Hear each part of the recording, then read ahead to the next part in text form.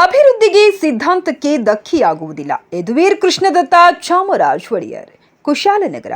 ಕೊಡಗು ಮೈಸೂರು ಲೋಕಸಭಾ ಕ್ಷೇತ್ರದ ಸರ್ವಾಂಗೀಣ ಅಭಿವೃದ್ಧಿಗೆ ಮತ್ತು ರಾಜಕೀಯ ಸಿದ್ಧಾಂತಕ್ಕೆ ಧಕ್ಕೆಯಾಗದ ರೀತಿಯಲ್ಲಿ ಕೆಲಸ ಮಾಡಲು ಸಿದ್ಧತೆಗಳನ್ನು ಮಾಡಿಕೊಂಡಿದ್ದೀವಿ ಎಂದು ಕೊಡಗು ಮೈಸೂರು ಲೋಕಸಭಾ ಬಿಜೆಪಿ ಅಭ್ಯರ್ಥಿ ಯದುವೀರ್ ಕೃಷ್ಣದತ್ತ ಚಾಮರಾಜ ಒಡೆಯರ್ ಹೇಳಿದರು. ಬಿಜೆಪಿ ಪಕ್ಷದ ಅಧಿಕೃತ ಅಭ್ಯರ್ಥಿಯಾಗಿ ಕೊಡಗು ಜಿಲ್ಲೆಗೆ ಪ್ರಥಮ ಬಾರಿಗೆ ಆಗಮಿಸಿದ ಯದುವೀರ್ ಅವರನ್ನು ಕೊಪ್ಪ ಗೇಟ್ ಬಳಿ ಬಿಜೆಪಿ ಕಾರ್ಯಕರ್ತರು ಆತ್ಮೀಯವಾಗಿ ಬರಮಾಡಿಕೊಂಡರು. ಕಾವೇರಿ ಮಾತೆಗೆ ಪುಷ್ಪಮಾಲೆ ಹಾಕಿ ಮಾಧ್ಯಮದೊಂದಿಗೆ ಮಾತನಾಡಿದ ಅವರು, ಕೊಡಗು ಜಿಲ್ಲೆಯಲ್ಲಿ ಪ್ರವಾಸೋದ್ಯಮಕ್ಕೆ ಸಂಬಂಧಿಸಿದಂತೆ ಹಲವು ಯೋಜನೆಗಳನ್ನು ಜಾರಿಗೆ ತರಲು ತಜ್ಞರು, ಅಧಿಕಾರಿಗಳು ಮತ್ತು ಸಾಮಾಜಿಕ ಹೋರಾಟಗಾರರ ಸಲಹೆ ಪಡೆಯಲಾಗುತ್ತೆ. ಪರಿಸರಕ್ಕೆ ಹಾನಿಯಾಗದ ರೀತಿಯಲ್ಲಿ ಜಿಲ್ಲೆಯನ್ನು ಸರ್ವಾಂಗೀಣ ಅಭಿವೃದ್ಧಿಗೆ ಶ್ರಮಿಸುತ್ತೇನೆ ಎಂದರು. ಕೊಡಗು ಜಿಲ್ಲೆಗೂ ರಾಜಮನೆತನಕ್ಕೂ ಅವಿನಾಭಾವ ಸಂಬಂಧವಿದೆ. ಈ ಸಂಬಂಧ ಮತ್ತಷ್ಟು ಗಟ್ಟಿಯಾಗಲಿದೆ ಎನ್ನುವ ವಿಶ್ವಾಸ ವ್ಯಕ್ತಪಡಿಸಿದರು. ರಾಜಕೀಯಕ್ಕೆ ಬರಲು ಕುಟುಂಬದವರ ಸಹಕಾರ, ಬೆಂಬಲ ಎಲ್ಲ ಇದೆ. ಅವರ ಸಹಕಾರದಿಂದ ನಾನು ನಿಮ್ಮ ಮುಂದೆ ಈ ರೀತಿ ನಿಲ್ಲಲು ಸಾಧ್ಯವಾಗಿರುವುದು ಎಂದು ತಿಳಿಸಿದರು. ಎಂಡಿ ಕೃಷ್ಣಪ್ಪ, ಕೆಜಿ ಮನುಕುಮಾರ್ ರೈ, ಹೆಬ್ಬಾಲೆ ಗ್ರಾಮ ಪಂಚಾಯಿತಿ ಅಧ್ಯಕ್ಷೆ ಅರುಣ್ ಕುಮಾರಿ, ಕುಶಾಲನಗರ ಪುರಸಭೆ ಮಾಜಿ ಅಧ್ಯಕ್ಷ ವಿಜಯವರ್ಧನ, ಜಿಎಲ್ ನಾಗರಾಜ್ ಮತ್ತು ಅನಂತ್ ಕುಮಾರ್, ಪುಷ್ಪಾ ನಾಗೇಶ್, ಇಂದಿರಾ ರಮೇಶ್, ಸೊಸೈಟಿ ಸೋಮಣ್ಣ, ಇತರೆ ಬಿಜೆಪಿ ಕಾರ್ಯಕರ್ತರು ಹಾಜರಿದ್ದರು.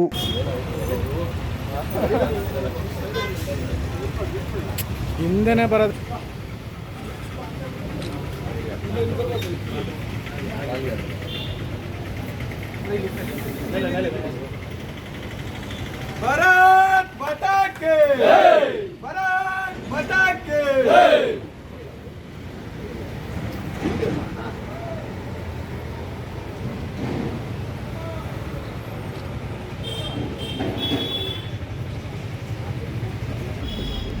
ರಾಜಕೀಯಕ್ಕೆ ಬಂದಾಗ ನನ್ನ ಸಿದ್ಧಾಂತವು, ನನ್ನ ನಂಬಿಕೆಗಳು ಮತ್ತು ನನಗೆ ನಮ್ಮ ಕ್ಷೇತ್ರಕ್ಕೆ ಬೇಕಾಗಿರುವ ಅಭಿವೃದ್ಧಿ ಕೆಲಸ ಯಾವ ದೃಷ್ಟಿ ಇದೆ ಅದಕ್ಕೂ ಪಕ್ಷಕ್ಕೂ ಒಂದು ಹೊಂದಾಣಿಕೆ ಇರಬೇಕಾಗಿರೋದು ಭಾಳ ಮುಖ್ಯ. ಸೊ ಅದಕ್ಕೂ ಬಿ ಜೆ ಪಿಗೆ ನನ್ನ ಒಂದು ಅಲೈನ್ಮೆಂಟ್ ಇದೆ.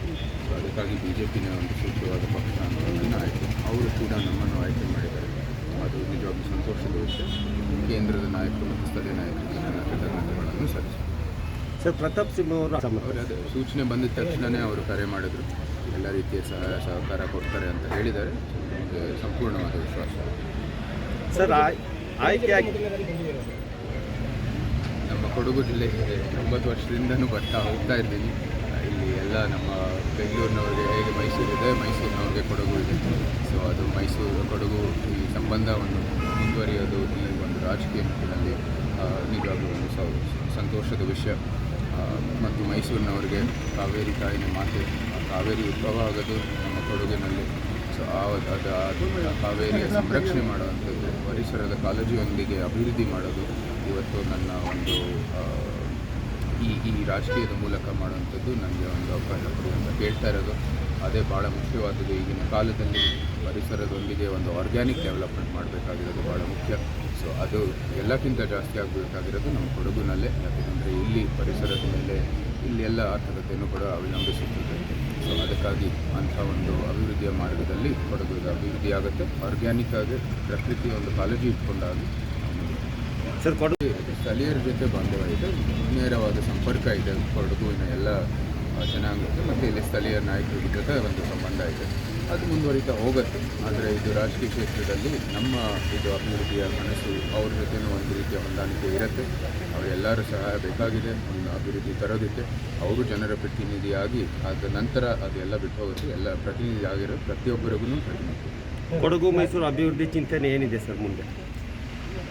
ಹೇಳಿ, ಮೈಸೂರು ಮತ್ತು ಕೊಡಗು ಎರಡೂ ಅತಿಯ ಕಾಳಜಿ ಇಟ್ಕೊಂಡು ನಾನು 9 ವರ್ಷದಿಂದ ಅನೇಕ ಕೆಲಸ ಮಾಡಿದ್ದೀನಿ. ಅದು ವನ್ಯಜೀವಿ ಸಂರಕ್ಷಣೆ ಇರ್ಬೋದು, ನಮ್ಮ ಪ್ರಕೃತಿಯ ಕಾಳಜಿ ಸ್ವಚ್ಛತೆ ಬಗ್ಗೆ ಇರ್ಬೋದು, ಅಥವಾ ನಮ್ಮ ನದಿಗಳ ಸಂರಕ್ಷಣೆಗಳ ಬಗ್ಗೆಯೂ ಇರ್ಬೋದು. ಇದೆಲ್ಲಕ್ಕೂ ನಾವು ಏನೇನು ಇಲ್ಲಿ ತಜ್ಞರ ಸಲಹೆಯೊಂದಿಗೆ ಹೇಗೆ ಅಭಿವೃದ್ಧಿ ಮಾಡ್ಬೋದು ಮತ್ತು ಹೇಗೆ ಪರಿಹರಿಸ್ಬೋದು ಅಂತ ನಾವು ಚರ್ಚೆ ಮಾಡಿ ಅದು ಮಾಡೇ ಮಾಡ್ತೀವಿ.